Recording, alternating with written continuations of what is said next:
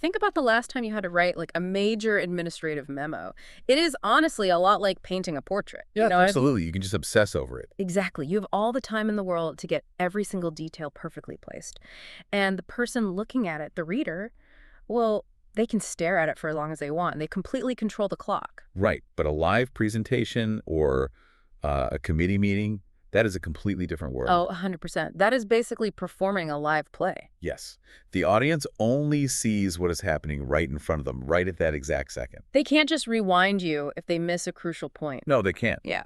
A live audience is simultaneously processing what you're saying out loud and what they're seeing on a screen. Right. And that split attention creates this massive cognitive load that a written document simply does not generate.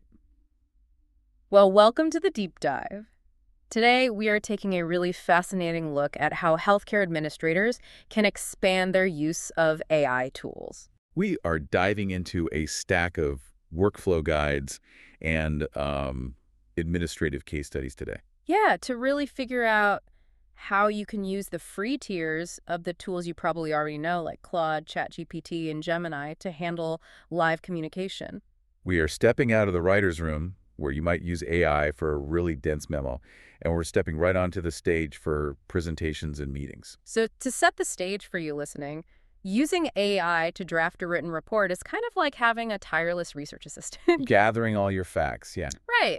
But using AI for your presentations and meetings is like having a junior chief of staff or even like a live event producer sitting right next to you. Oh, I love that analogy. They're whispering in your ear, helping you run the room. Mastering this is all about taking the tools you are already totally familiar with and applying them to a new category of highly visible professional work. And the goal is to save hours of time, obviously, but also to drastically boost how your competence is perceived by the room. But to utilize this virtual producer effectively, we really have to look at the fundamental mechanics of live communication. Because those mechanics dictate a completely different AI prompting strategy. Right. So we mentioned earlier that a memo gives the reader control of the pace. Which means a memo can handle extreme density. Yes.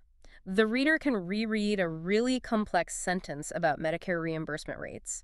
They can skip ahead to the financial conclusion or, flip back to double-check a patient volume number. They have the luxury of time, so you can include deep nuance and heavy caveats. But a presentation is experienced in real time. The audience does not control the pace, you do. Exactly. The audience cannot reread your slide while you are verbally moving on to the next data point. They are processing two distinct channels of information at once. The visual structure on the screen and your spoken narrative. Right. And both of those channels must be clear, simple, and perfectly aligned.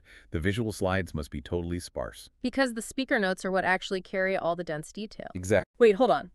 If I know anything about how these large language models function, it's that they inherently want to give us comprehensive, dense text. Oh, absolutely. They love to overwrite. Right. They're trained on millions of lengthy documents.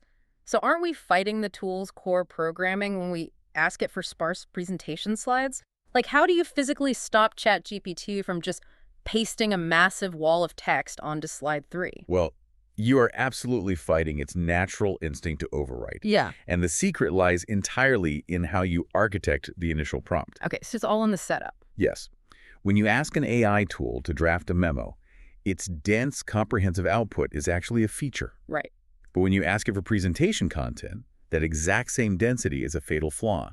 You have to explicitly constrain the AI from the very first interaction. Meaning you force it to separate the visual from the verbal right away. Exactly. Which brings us to the actual mechanics of building a slide deck. Yeah, the case studies in our sources walk through a very deliberate sequence for doing this from scratch. And it all hinges on front-loading the context. So let's look at the difference between a weak prompt and a highly engineered one. Okay, that's a bad prompt. A bad generic prompt would be something like, make a presentation on Q3 overtime. Oh, wow. Yeah, the AI is just going to instantly revert to its training, assume you want a comprehensive essay, and spit out 10 slides crammed with bullet points. Detailing everything from the history of overtime laws to general staffing theories. You type that in, and you basically get a useless wall of text. Right. Now look at this highly specific prompt from the workflow guide. Listen to all these constraints. Okay, lay it on me. You'd say, I need to present our department's Q3 overtime trends to the VP of operations. So you're giving it the audience right away. Yes, Then you say, the presentation should be about 10 minutes. The audience is non-clinical leadership who understands business metrics but does not know the day-to-day nursing floor staffing details. Which is huge because that tells the AI to strip out the nursing jargon. Exactly. And then you say, the key finding is that overtime in the ICU and ED spiked significantly while other departments held steady. I want to recommend a targeted staffing review for those two units. Outline a slide deck for me. Look at how many layers of reality are baked into that one request. Says a lot. You gave it the topic, you gave it the VP of operations, you gave it the 10-minute limit, which automatically limits the number of slides it will suggest. Right. And most importantly, you gave it the destination, the key finding and the final recommendation. And that final sentence is really the most critical mechanical step. You said, outline a slide deck for me. Notice it does not ask the AI to write the final presentation yet. No, it asks for a structural skeleton. Yeah. You will typically get back 5 or 6 slide titles with a really brief summary of what goes on each. Because you have to review the foundation before you build the walls. You look at that outline and ask yourself, does this sequence actually make sense for my VP? Does it build logically toward that staffing review recommendation? Right. You are applying your editorial judgment early, basically before the AI generates thousands of words that you then just have to delete. Exactly. Once you confirm that structural skeleton, you begin this iterative prompting process. Spoon-feeding it step by step. Yes. You follow up and say, great, now draft the conversational speaker notes for slide 2. Then, a separate prompt asking, suggest 3 ways to visually graph the data on slide 3. And then maybe write a 3-sentence executive summary for the opening slide. Exactly. Let me throw a clinical analogy at you because I think this helps. I'll go for it. Using AI this way is kind of like an attending physician working with a first-year resident. You don't just tell the resident, hey, go handle room 4. Right, that'd be terrible. You give them parameters. You say, review the chart in room 4, look specifically for a drop in blood pressure, and report back with a differential diagnosis before we prescribe anything. That is spot on. The resident or the AI does the heavy lifting of gathering and structuring the information. But you are the attending. You know the patient's complex history. Yes, because the AI does not know that your hospital has a strict corporate slide template you're mandated to use. Right. It doesn't know that the last time someone presented financial data to this specific VP, they buried the bottom line on slide 12 and completely lost the room. Exactly. Your institutional knowledge absolutely shapes the final product. Now, building a fresh deck from scratch is a fantastic skill, but let's be real about healthcare administration. It's rarely a blank slate. Right. You usually have a massive pile of existing reports or some Frankenstein deck pieced together by 3 different department heads, and you just need to wrangle it into something cohesive. The sources refer to this as the AI Presentation Toolkit. These are really specific mechanical tasks where AI is uniquely suited to dissect and rebuild existing materials. So let's open up that toolkit. A major pain point is obviously taking a super dense document and turning it into a presentation. Right, so we call that condensing. Imagine you have a dense 10-page quality metrics report. And you only have like a 5-minute slot at the next leadership huddle. Right, you just paste that entire report into the AI. But here is how you prompt it. Okay. You say, identify the 3 most critical findings for a visual slide presentation. Place short, high-level summary bullets on the slides, and place all the supporting statistical evidence into the speaker notes. You are mechanically forcing the AI to separate the visual channel from the verbal channel. Yes, you're preventing that wall of text slide before it even happens. Okay, but what if we have the exact opposite problem? Say you inherit a slide deck from a clinical director, and it is just bare, cryptic bullet points with absolutely no narrative. That is where the expanding tool comes in. You paste those bare bullets into the AI and prompt it, these are slides for a presentation to the nursing staff. Expand these bullet points into conversational speaker notes, explaining the connection between each point. Oh, wow. So the AI basically generates the connective tissue, turning fragments into a spoken narrative. Wait, hold on. If I am using AI to write my speaker notes for slides that I didn't even make, aren't I going to sound like a robot just reading a teleprompter? Like, how do you inject an actual human tone into an AI script? Yeah, that is the big danger of relying entirely on the first draft. The AI cures the blank page problem. It gives you a baseline narrative. Right. But you absolutely must take those generated notes, read them out loud in your office, and rewrite the vocabulary so it matches how you actually speak. So if the AI uses a ridiculous phrase like leveraging synergistic paradigms, You would normally just say, working together better. right, you just change it. The AI is a springboard, not a final script. Exactly. That brings us to another great tool in the kid translating. Oh yes, because administrators are constantly code switching. All day. Mm. You might present a new software implementation to the clinical nursing team at 9 a.m. And then present that exact same project to the hospital finance committee at 2 p.m. Right. And translating is where AI saves a tremendous amount of mental energy. You feed your finished baseline presentation into the AI. And prompt it how? You say, reframe these speaker notes for a finance committee audience, emphasize cost savings, implementation timelines, and ROI. And then you do a second version. Yes, you ask for a version for the clinical team, emphasizing workflow efficiency, patient safety, and reduced charting time. So the underlying data remains identical, but the AI rewrites the story to highlight what each specific room actually cares about. You are speaking their specific language without having to write two entirely different presentations from scratch. That is brilliant. There's also a defensive strategy in the toolkit, right, for high-stakes meetings? Yes, bulletproofing. Before you walk into a major board meeting or a really tense budget review, you ask the AI to generate a Q&A prep document. So you feed your presentation in. And prompted, act as a skeptical chief financial officer reviewing this presentation. List 5 aggressive pushback questions regarding the budget request and provide suggested data-backed responses for each. Wow. That literally forces you to look at the weak points in your own narrative. Right. You might not get those exact 5 questions. But going through that cognitive exercise means you walk into the room with your defensive posture already prepared. You just don't get caught flat-footed. It builds incredible confidence. And the final presentation tool is creating leave-behinds. Because in healthcare, decision makers, especially physicians, always want something tangible to reference after you finish speaking. They do not want to read a long follow-up email. Definitely not. So you can take your finalized slide deck, feed it back into the AI, and say, condense this entire deck into a highly formatted one-page summary document, including key findings, the main recommendation, and next steps. Think about the impact of that at like a morbidity and mortality meeting. The physicians are rushing out the door to scrub in for surgery. Right. And you physically hand them a pristine one-pager that summarizes the 20-minute discussion they just sat through. It takes you maybe 3 minutes of prompting, but it shows a level of administrative polish that immediately commands respect. Absolutely. Nailing the presentation is highly visible, obviously, but it's really only one half of the live communication equation.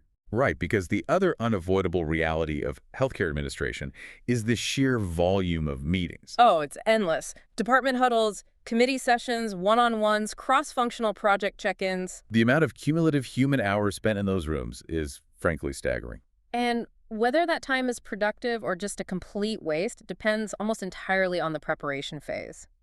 So let's look at how AI can completely overhaul meeting prep, starting with the agenda. Because a functional agenda is not just a list of topics. No, a list of topics basically guarantees a meandering meeting. A true agenda specifies 3 mechanical things for every single item: the exact time allocation, the specific person leading that item, and the expected outcome. Is this item just an informational update? Are we brainstorming, or do we need a binding decision before we leave the room? Exactly. The case studies provided a very practical prompt for generating this. Okay, let's hear it.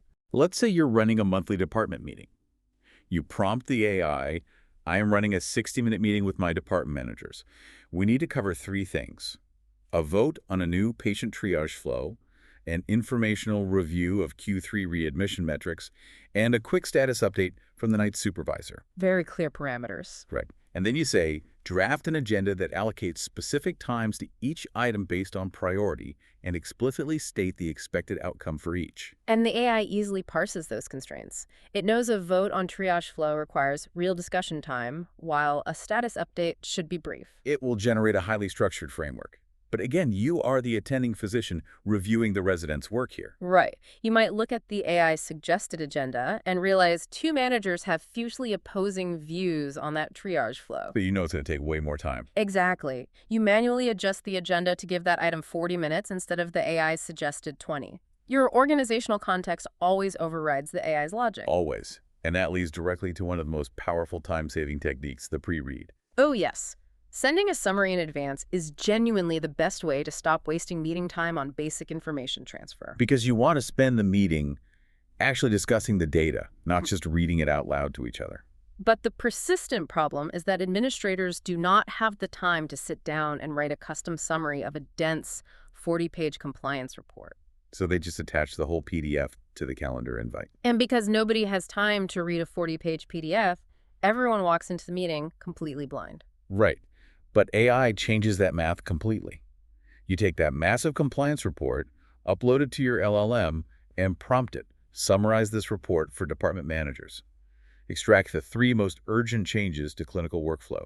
Keep it to 2 short paragraphs and use bullet points for readability. You review it for accuracy, and you just drop that tight summary directly into the calendar invite. It took you 4 minutes to generate, but it just saved 20 minutes of reading time to the 12 people walking into that room. You're literally buying back hours of cumulative organizational time. It's incredible. You can also deploy this as a personal defense mechanism. I love the idea of this defense mechanism, the speed reader defense. Right. In healthcare administration, you are constantly on the receiving end of what we call the late packet. Oh, yes.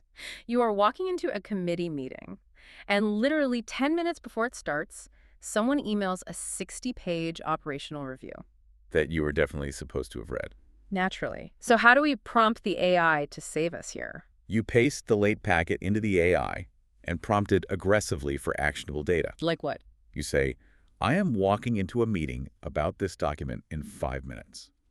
Extract any items requiring a formal vote.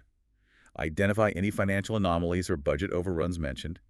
Summarize the single biggest operational risk identified in the text. Wow, it just acts as a targeted extraction tool. Exactly. It parses the dense text looking for action verbs and dollar signs. You get a bulleted brief on your phone while you are literally grabbing your coffee and walking through the door.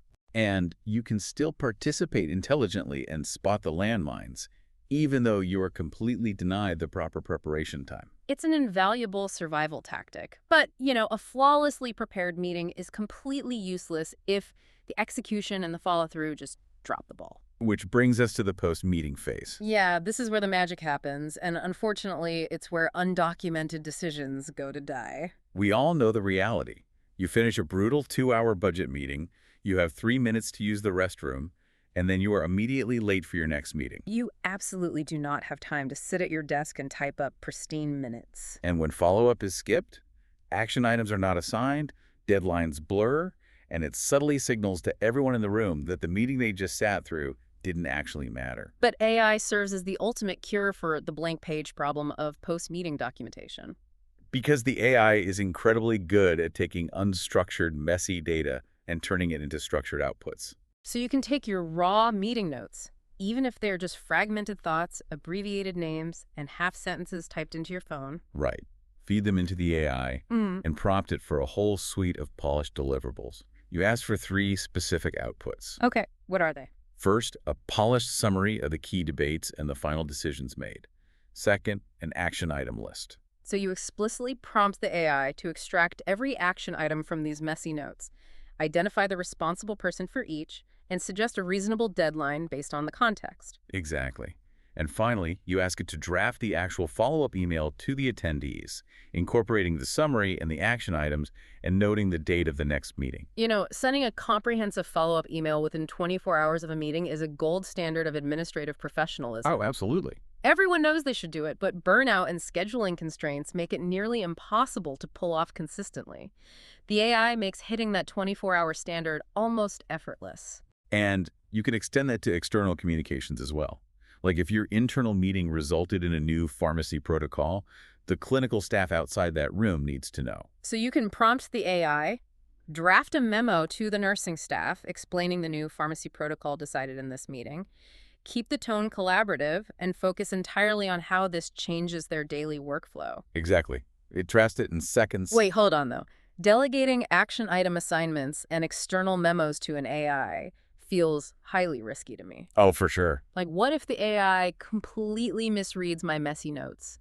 What if it misses the tension in the room and drafts an email that assigns a hard, aggressive Friday deadline to a surgical chief who explicitly told us they were too swamped to look at the data until next month? Yeah, that is a highly realistic scenario. And it points directly to the core thesis of this entire strategy. The AI does not replace human judgment. It just accelerates the drafting process. Right. If you just copy and paste the AI's output without reading it, you will eventually cause a huge organizational disaster. The AI gives you the structural heavy lifting, but you still have to manually verify those deadlines. You still have to soften the tone for that surgical chief. You still must apply the nuanced political and relational context that a language model just cannot possibly comprehend. So you are providing the raw input, you are engineering the constraints, but you must act as the final editorial filter before you hit send. The AI handles the initial language generation. That gives you your energy back to apply the uniquely human elements of administration. The editing, strategic judgment, and empathetic delivery. Precisely. So what this all means for you listening is recognizing that presentations and meetings are highly visible markers of your professional brand. They really are. The clarity of your slide deck, the tightness of your agenda, the speed and accuracy of your post-meeting follow-up, these tangible artifacts shape how leadership and your colleagues view your competence. Using AI as a sophisticated springboard allows you to consistently execute at a level that usually falls victim to administrative burnout. Because the administrator who walks into a room with a tight agenda, provides a digestible pre-read, and delivers flawless follow-up within 24 hours will simply command more authority than the one who wings it. Think about the live event producer analogy again. The AI is managing the lighting, building the set, and organizing the stage crew. But you are still the director. You have to ensure the final performance actually connects with the human being sitting in the audience. Which raises a really profound question about the future of our work environments. Yeah. Where does this actually lead us? Right. If we take this workflow to its logical conclusion, and AI becomes the standard baseline for all of this administrative heavy lifting. Like if it's generating every agenda, summarizing every dense report, instantly extracting every action item, and drafting every follow-up. What happens to the actual human-to-human dynamic inside the meeting room? Seriously, if everyone walks into the room perfectly prepped and no one is sitting there with their head down, frantically typing notes just to remember who agreed to do what. If we completely remove the heavy cognitive load of just managing and documenting the meeting, what new levels of strategic problem solving could we reach? That is a powerful thought to mull over before you step into your next department huddle. The tools are ready for the stage, you just have to know how to direct them. Keep diving deep.